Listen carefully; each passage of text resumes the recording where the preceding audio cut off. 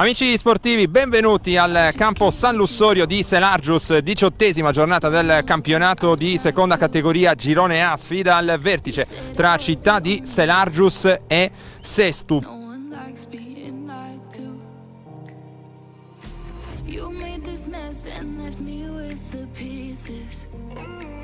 Interessante azione di contropiede per il Sestu che prova ad affacciarsi per la prima volta dalle parti del città di Selargius. Grande intervento in uscita da parte di Andrea Angioni. Avvio poi tante iniziative dei biancorossi. Ancora Christian Dessì, il pallone che termina alto di poco ed è stato peraltro anche deviato. Dessì, il pallone calciato forte dritto in porta. Attenzione anche a Pinna che si coordina con il mancino. Torna Sunis sul pallone.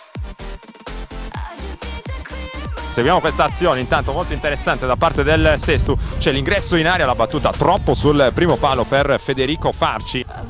Sestu che qui si ripropone con Farci. Attenzione a Farci e arriva il gol. Il Sestu è in vantaggio al minuto 26 del primo tempo. Totalmente dimenticato Federico Farci.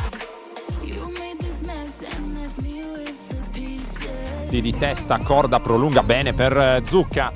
Zucca cerca ancora Corda in velocità, è rapidissimo. Corda salta il portiere, ma il pallone se ne va oltre la linea di fondo. È arrivato il fischio. Va Dessì e Asunis riesce a salvarsi, non ha trattenuto il pallone. Va Dessì in porta, il pallone in rete, ha pareggiato il città di Selargius, ma il gol è irregolare. C'era una posizione di offside, tutta troppo rapida forse. E ancora una spinta, gli animi che si accendono e ora arriveranno altri gialli sventolati dall'arbitro. Addirittura rosso, se non abbiamo visto male, per Pintus. 5 uomini in barriera per il città di Selargius. Arriva la battuta di Santoro, il pallone fuori di pochissimo. Insiste il città di Selargius con Zucca. Ottimo il movimento, il destro di Zucca, troppo sul primo palo.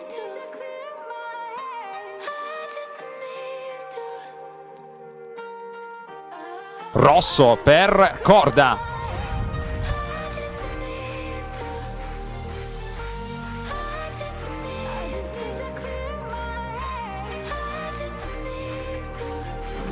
Può provare comunque Dessì, va dritto in porta, la respinta e poi non riesce ad arrivare sulla ribattuta De Notti. Qui